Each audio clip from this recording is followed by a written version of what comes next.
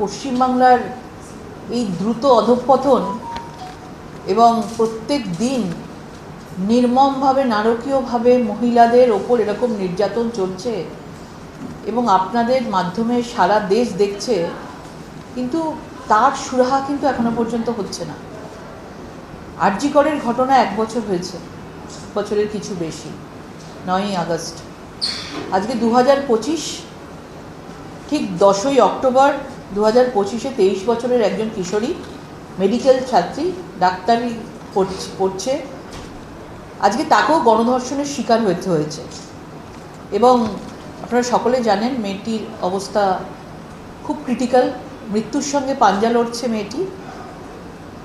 এবং তার আশেপাশে মেয়েটি যখন মৃত্যুর সঙ্গে পাঞ্জা লড়ছে, গণধর্ষণের শিকার হয়ে ওড়িশা থেকে এসছে ডাক্তারি পড়তে, এবং তার পাশাপাশি মুখ্যমন্ত্রীকে আমরা দেখতে পাচ্ছি উনি বলছেন যে মেয়েরা রাত্রিবেলা বাইরে বেরোবেন না,